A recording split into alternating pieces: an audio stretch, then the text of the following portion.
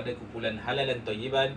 Kumpulan kami terdiri daripada 4 orang ahli kumpulan, iaitu nama saya sendiri Muhammad Sazli bin Muhammad Nazir, GA 04111, saudara Kusaleh Ahmed, GA 04161, saudara Muhammad Ridha Fauzi, GA 04115, serta saudara Zulhisham Muhammad Nasir, GA 04304. Kumpulan kami akan membuat satu jurnal penyelidikan yang bertajuk Gelagat Pengguna Produk Makanan dan Kosmetik Halal. Okey, untuk menghasilkan penyelidikan perniagaan ini, kami telah menggunakan dua sumber jurnal sebagai rujukan, iaitu yang pertama jurnal yang bertajuk Consumers and Halal Cosmetic Product Knowledge, Religiosity, Attitude and Intention, yang mana telah dihasilkan oleh Azmawani Abdul Rahman, Ibrahim Ashrar Wiri serta Suhaimi bin Abdul Rahman. Mereka ni daripada Universiti Putra Malaysia. Serta satu lagi jurnal yang bertajuk Cyber Peers Influence for Adolescent Consumer in Decision Making Style and Online Purchasing Behavior.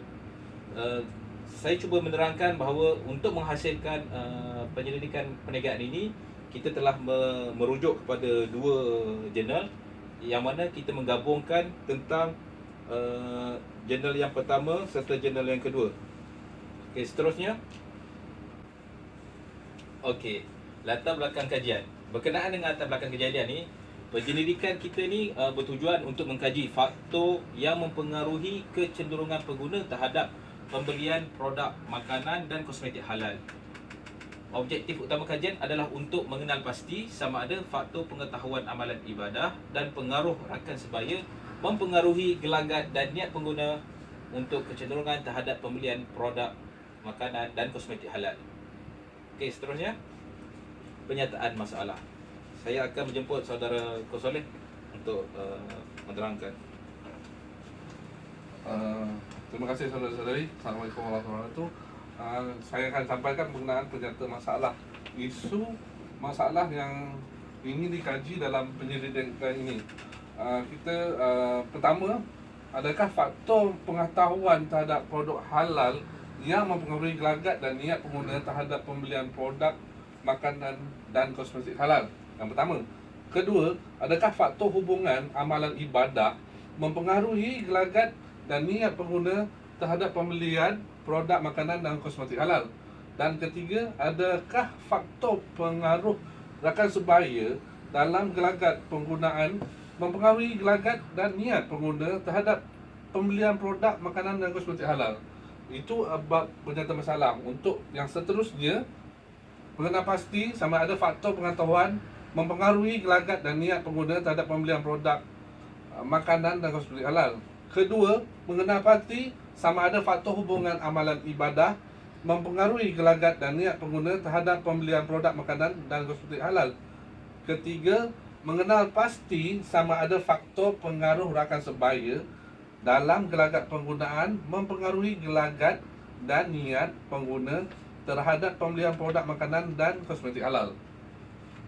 Okey, seterusnya saya serahkan kepada saudara Ridwan untuk menerangkan.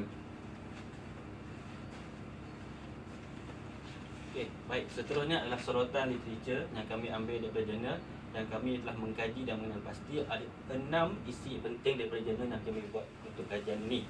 Jadi yang pertama adalah terdapat hubungan positif di antara pengetahuan dan juga produk makanan dan juga kosmetik halal. Yang kedua, terdapat hubungan positif di antara amalan dengan niat terhadap penggunaan produk makanan dan juga kosmetik halal. Yang ketiga, terdapat hubungan positif di antara gelagat dan juga niat terhadap produk kosmetik halal dan juga niat untuk membeli kosmetik halal. Yang keempat, terdapat kesan hubungan yang sederhana di antara pengaruh rakan sebaya dan juga gelagat dan niat terhadap pembelian produk makanan dan juga kosmetik halal. Yang kelima, terdapat perbezaan yang signifikan di antara niat terhadap produk makanan dan juga kosmetik halal. Dan yang terakhir adalah terdapat perbezaan yang signifikan di antara gelagat dan niat untuk membeli produk makanan halal. Jadi ini adalah sorotan detail yang kami ambil dari jurnal yang telah kami pilih. Dan seterusnya adalah kerangka kajian dan juga hipotesis. Jadi kalau kita lihat di atas sana, itu adalah satu gambar rajah kerangka kajian yang boleh kita huraikan. Pemboleh ubah tidak bersandar mempunyai menjadi 3 faktor, iaitu faktor pengetahuan, faktor amalan ibadah dan juga faktor norma subjektif ataupun pengaruh rakan sebaya yang bersandar kepada pemboleh ubah bersandar, iaitu faktor gelagat dan niat untuk pengguna terhadap pembelian produk makanan halal ataupun kosmetik halal. Jadi di bawah ini adalah satu jadual di mana kami mengambil reliability analysis, yang mana ia bertujuan untuk mencari item ataupun soalan yang tepat, yang kita ambil ini sebagai nilai Crunchbase Alpha, iaitu indikator reliability analysis ini 0.6 ke bawah adalah sederhana ataupun sangat rendah, 0.669 0.61 hingga 0.79 adalah hubungan yang sederhana, di mana 0.8 dan ke atas adalah sangat kuat. Jadi untuk jadual ini pula kami mendapati pemboleh ubah tidak bersandar, iaitu faktor pengetahuan, faktor amalan ibadah dan juga faktor norma subjektif ataupun faktor pengaruh rakan sebaya ini mempunyai hubungan yang berkait. Untuk faktor pengetahuan dan juga amalan ibadah, dia mempunyai hubungan diterimalah ataupun hubungan yang sederhana ke atas. Manakala faktor norma subjektif yang dikaitkan dengan faktor-faktor pemboleh ubah yang lain, dia tidak menerima hubungan yang baik dengan gelagat dan niat untuk pengguna terhadap kosmetik dan juga produk makanan halal. Seterusnya saya serahkan kepada saudara Soleh untuk menerangkan. Okey Wan, terima kasih Wan. Kita sambung kepada metodologi di mana proses penyelidikan ini dilakukan. Okey, kita turunkan yang pertama, menggunakan borang soal kaji selidik melalui platform Google Form secara maya online sebagai cara pengumpulan data. 123 responden mengambil bahagian secara awak untuk menjawab soal kaji selidik ini. Sasaran kepada mereka yang lebih cenderung terhadap pemilihan produk makanan dan kosmetik halal. Penyelidikan berdasarkan kaedah utama, iaitu pengumpulan data premier dan rujukan data sekunder didapati daripada jurnal, buku rujukan dan tesis yang diperolehi daripada perpustakaan dan maklumat melalui sumber atas talian, iaitu internet. Kaedah kuantitatif juga digunakan untuk mengenal pasti secara menyeluruh berkaitan dengan faktor-faktor kecenderungan pembeli terhadap pemilihan produk makanan dan kosmetik halal. Soal selidik dipecahkan kepada 5 bahagian, iaitu bahagian A berkaitan dengan demografi, bahagian B, C dan D ialah pemboleh ubah tidak bersandar, pengetahuan, amal ibadah, pengaruh rakan sebaya, dan bahagian E serta F pemboleh ubah bersandar, gelagat dan niat. Okey, seterusnya saya mempersilakan Abang Zul untuk menjelaskan dengan lebih detail dengan gambar rajah ni. Silakan. Assalamualaikum, terima kasih kepada saudara Soleh. Okey, saya akan menerangkan mengenai dapatan kajian dan analisis, yang mana dapatan kajian ini kita menggunakan analisis regresi. Okey, analisis regresi ini digunakan bagi mengetahui bahawa faktor yang mana memberi pengaruh yang signifikan dengan pembeli ubah bersandar. So, objektif utama kita menggunakan analisis ini adalah bagi menunjukkan adakah faktor pengetahuan, amalan ibadah dan norma subjektif memenuhi gelagat dan niat pengguna terhadap pemilihan produk makanan dan kosmetik halal. Kita rujuk pada jadual 1 ringkasan model.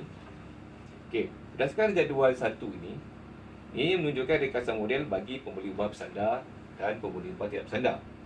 Nilai bagi R ialah sebanyak 0.680. Manakala R2 ataupun R square menunjukkan sebanyak 0.463. Okey, nilai R2 ni menunjukkan bahawa pengaruh faktor pengetahuan, amalan ibadah dan norma subjektif terhadap produk makanan dan kosmetik halal adalah sebanyak 46.3%. 46.3%. Okey. So, semakin rendah nilai R2 ni, maka semakin kurang pengaruh pemberi ubah yang ketiga-tiga pemberi ubah tu terhadap pemberi ubah tidak bersandar tersebut terhadap pemberi ubah bersandar. Namun, sekiranya nilai R2 ni, R square ni tinggi, semakin tinggi, maka pembuli ubah tidak bersandar mempengaruhi pembuli ubah bersandar.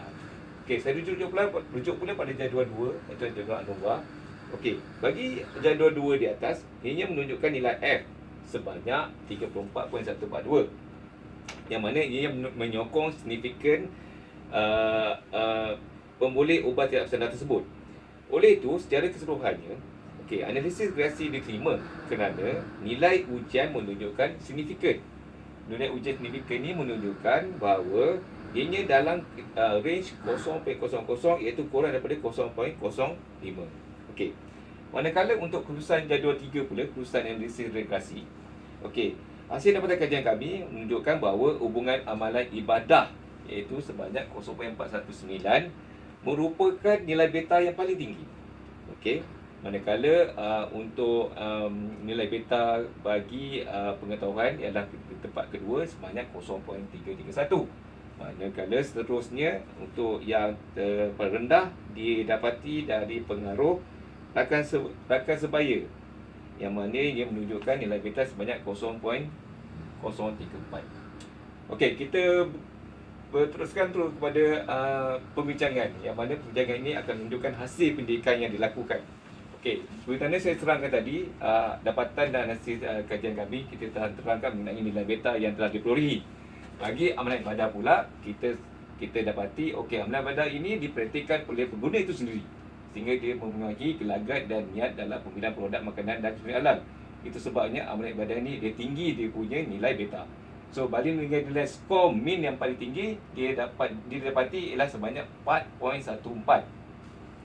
Untuk nilai skor min yang didapati ini ialah sebanyak 58 orang responden berpendapat setuju bahawa amalan ibadah mengenai halal dan haram ini amat dititik beratkan oleh individu Muslim. Kedua, untuk pengetahuan pula, nilai beta ini adalah kedua tertinggi yang kami dapati, itu sebanyak 0.331. Okey, apa yang kami dapati daripada sini ialah pengetahuan terhadap produk halal dalam membuat pilihan terhadap produk makanan halal ialah amat penting dalam setiap individu, terutamanya golongan Muslim.